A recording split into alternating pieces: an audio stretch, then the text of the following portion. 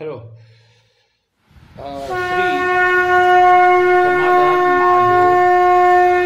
श्री समाधान महादेव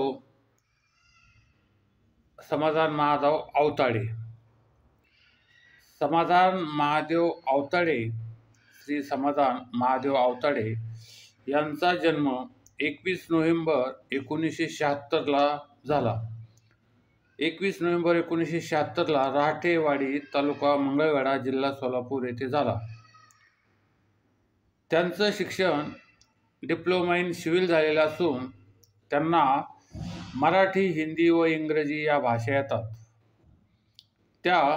ते विवाहित असून त्यांच्या पत्नी श्रीमती अंजली या आहेत आणि त्यांना एकूण 2 मुलगे आहेत.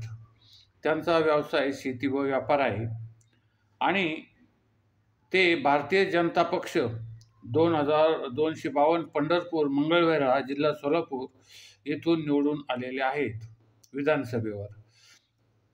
ते स्वामी विवेकानंद इंजिनिअरिंग कॉलेजचे संचालक असून लोटस इंग्लिश मीडियम स्कूलचे संचालक आहेत आणि संत दामाजी साखर कारखाना लिमिटेड, मंगळवेढा याचे 2016 पासून संचालक आहेत. आणि जून 2021 पोटनिवडणुकीमध्ये महाराष्ट्र विधानसभेवर त्यांची निवड झाली. त्यांनी चीन, जर्मनी, इटलीचा अभ्यास दौरा केलेला आहे. त्यांना वाचन, कुस्ती, सांस्कृतिक कार्य व समाजसेवेची आवड आहे. तो छंद आहे त्यांचा. ते राहायला 126 खंडोबा गल्ली, मंगळवेढा, जिल्हा सोलापूर येथे राहत असून मुंबईमध्ये आकाशवाणी आमदार निवासामध्ये ते राहतात. तर या जो निवडणूक निकाल झाला पोटनिवडणुकीमध्ये जून 2021च्या पोटनिवडणुकीमध्ये, त्यामध्ये एकूण मतदान झालं 2,27,306 पैकी समाधान महादेव अवताडे भारतीय जनता पक्षाचे आहेत. त्यांना 1,09,450 मतं मिळाली आणि त्यांचे विरोधी जे होते भगीरथ भारत भालके हे राष्ट्रवादी काँग्रेस पक्षाचे होते. त्यांना 1,05,717 मतं मिळाली आणि सिद्धेश्वर बबन अवताडे दुसरे त्यांचे जे होते अपक्ष, त्यांना 2,955 इतकी मतं मिळाली.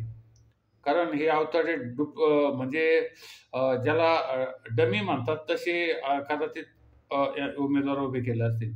त्यानंतर श्रीमती शैला धनंजय गोडसे या बहुजन विकास आघाडीच्या होत्या. त्यांना 1,06,007 मतं मिळाली आणि श्री बिरप्पा मधुकर मोटे वंचित बहुजन आघाडीचे यांना 1,196 इतकी मतं मिळाली. तर या निवडणुकीमध्ये फक्त साधारण 4,000 मताच्या फरकाने श्री समाधान महादेव अवताडे हे भारतीय जनता पक्षातर्फे निवडून आलेले आहेत आणि त्यांचा तो एक विक्रमच झालेला आहे. म्हणजे कारण हे भगीरथ भालके हे कायम येथूनच निवडून येत होते आणि त्यांना पराभूत करण्याचं जे काम होतं ते या समाधान अवताडे यांनी केलेलं आहे.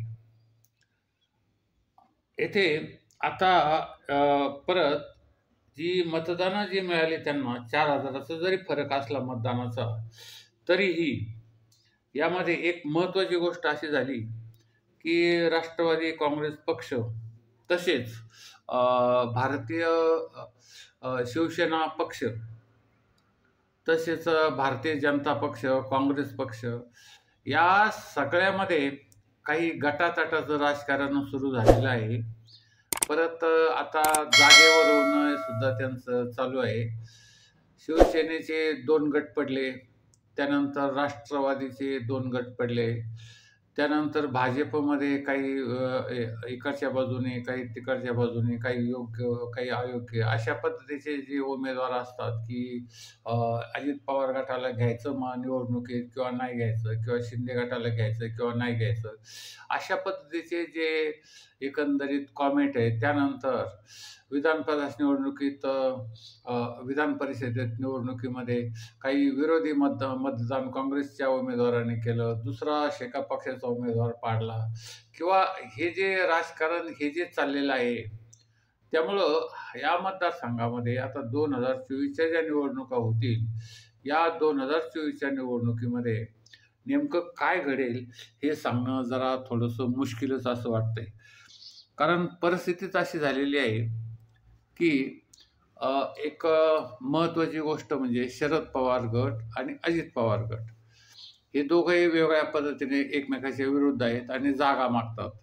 त्यानंतर राष्ट्रवादीमध्ये मुख्यमंत्री शिंदे गट, आपले शिवसेनेमध्ये शिंदे गट आणि उद्धव बाळासाहेब ठाकरे गट, उभाटा, हे 2 गट आहेत. तसेच भाजपमध्ये देखील अनेक इच्छुक आमदार आहेत आणि अनेक इच्छुक कार्यकर्ते आहेत, की जे आता विधानसभेसाठी आपला हे एक लागतील, आपली एक उमेदवारी जाहीर करण्यासाठी प्रयत्न करतील. त्यानंतर काँग्रेसचे जो भाग आहे विदर्भामध्ये किंवा तिकडं गडचिरोली, नागपूर, चंद्रपूर वगैरे भागामध्ये त्यांनी एक चांगल्या पद्धतीचं यश मिळवलेलं आहे विधानसभेला. त्यामुळं तेथेही काँग्रेसचे जास्त विधानसभा आमदार एकमेकाच्या चुरशीने नवीन चेहरे निवडून येतील अशी शक्यता आहे. तर आता या समाधान आवताडे हे भाजपमध्ये जरी असले तरी यांचं मतदान किंवा लीड हे खूप कमी आहे. 4,000चं म्हणजे फारच कमी लीड झालेलं आहे. ते काय फार मोठं असं लीड नाही आहे.